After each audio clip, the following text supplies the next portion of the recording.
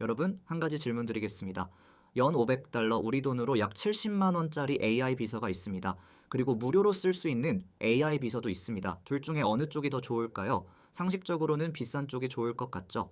그런데 지난 5월 10일 전 세계에서 가장 많이 쓰이는 AI 비서 1위로 올라선 건 바로 그 무료 쪽이었습니다. 오늘은 그 이야기를 차분히 풀어드리려고 합니다. 자, 오늘은 세 가지를 이제 말씀드리겠습니다.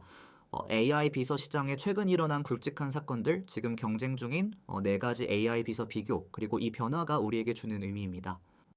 자, 요즘 뉴스에 AI 에이전트라는 말 자주 들으셨을 겁니다. 쉽게 말씀드리면 이렇습니다. 지금까지 우리가 쓰던 챗GPT 같은 AI는 질문하면 답해주는 똑똑한 비서와 같습니다. 그런데 AI 에이전트는 다릅니다. 이건 답만 해주는 게 아니라 실제로 일을 해줍니다.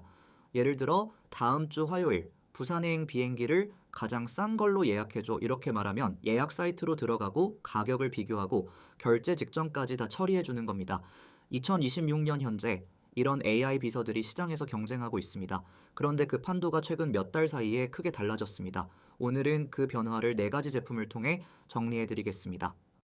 먼저 최근에 있었던 굵직한 사건 세 가지부터 짚어드리겠습니다. 첫 번째는 마누스 사건, 두 번째는 챗GPT 오퍼레이터를 통합, 그리고 세 번째가 오늘의 핵심 헤르메스 1위 등극입니다. 하나씩 살펴보겠습니다. 첫 번째 사건입니다. 중국에서 만든 마누스라는 AI 비서가 있습니다. 세계적인 빅테크 기업 메타가 이 회사를 약 20억 달러, 우리 돈으로 약 2조 7천억 원에 인수하겠다고 발표했습니다. 그런데 지난 4월 27일 중국 정부가 이 인수를 막아버렸습니다. 데이터 과점 우려가 이유였습니다. 지금 마누스의 이름이 어떻게 될지 아무도 모르는 상황입니다. 이제 두 번째 사건입니다. 오픈AI는 오퍼레이터라는 AI 비서를 별도로 운영하고 있었는데 이걸 챗GPT 안으로 합쳐버렸습니다. 이제 오퍼레이터라는 이름은 사라지고 챗GPT의 한 기능으로 들어갔습니다. 이 통합이 의미하는 건 에이전트 기능이 더 이상 특별한 제품이 아니라 모든 사람이 쓰는 챗GPT의 기본 기능이 됐다는 뜻입니다. 세 번째 사건이 오늘의 핵심입니다. 헤르메스라는 AI 비서가 등장했습니다. 이건 오픈소스, 그러니까 누구나 무료로 쓸 수 있는 AI 비서입니다. 지난 5월 10일 이 헤르메스가 전 세계에서 가장 많이 사용된 AI 비서 1위에 올랐습니다. 그 전까지 1위에는 다른 유료 서비스가 달리고 있던 겁니다. 그리고 5월 16일 0.14 버전 업데이트가 나오면서 그 차이가 더욱 더 커졌습니다. 자, 그럼 지금 시장에 있는 주요 AI 비서 네 가지를 차근차근 비교해 보겠습니다. 첫 번째는 챗GPT 에이전트입니다.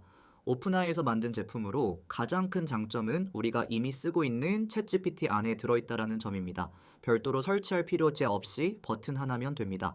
가장 대중적이고 가장 쉽습니다. 두 번째는 마누스입니다. 중국 회사가 만든 제품인데 웹에서 바로 쓸 수 있습니다. 한글 프레젠테이션 슬라이드를 만들거나 자료 조사를 시킬 때 강점이 있습니다. 가격은 한 달에 약 2만 원부터 많이 쓰면은 약 27만 원까지 올라갑니다. 세 번째는 데빈입니다. 오로지 프로그래밍, 즉 코딩만 전문으로 합니다. 가격은 연간 500달러, 약 70만 원입니다. 네 번째가 오늘의 주인공 헤르메스입니다. 헤르메스는 미국의 누스리서치라는 AI 연구소가 만들었습니다. 앞에 세 제품과 결정적으로 다른 점이 두 가지 있습니다. 하나는 완전히 무료라는 점입니다. 프로그램 자체는 공개로 받아서 쓸 수 있습니다. 또 하나는 내 컴퓨터에서 돌아간다는 점입니다. 마누스나 데비는 회사 서버에서 돌아갑니다. 그 말은 내가 시킨 일, 내가 만든 자료가 그 회사 서버를 거쳐간다는 뜻입니다. 헤르메스는 다릅니다. 내 컴퓨터 또는 내가 빌린 작은 서버에 설치해서 씁니다. 내 데이터는 내 주변에 있습니다. 이게 별일 아닌 것 같아도 사업하시는 분들, 민감한 자료를 다루시는 분들에게는 큰 차이입니다. 자, 그럼 이게 우리한테 무슨 의미가 있을까요? 저는 두 가지 흐름을 읽으셨으면 좋겠습니다. 자, 첫 번째 흐름은 AI 에이전트가 진짜로 일하기 시작한다는 점입니다.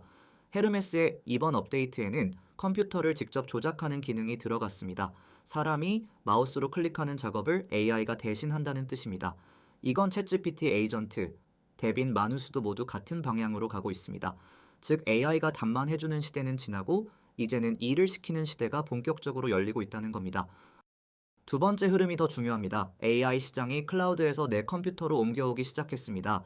지금까지 우리는 누군가의 서버에 접속해서 AI를 썼습니다. 그런데 헤르메스처럼 오픈소스 무료 AI 비서가 1위에 오른다는 건 사람들이 내 데이터는 내가 갖고 있고 싶다, 매달 비싼 돈 내고 싶지 않다, 라고 생각하기 시작한다는 신호입니다.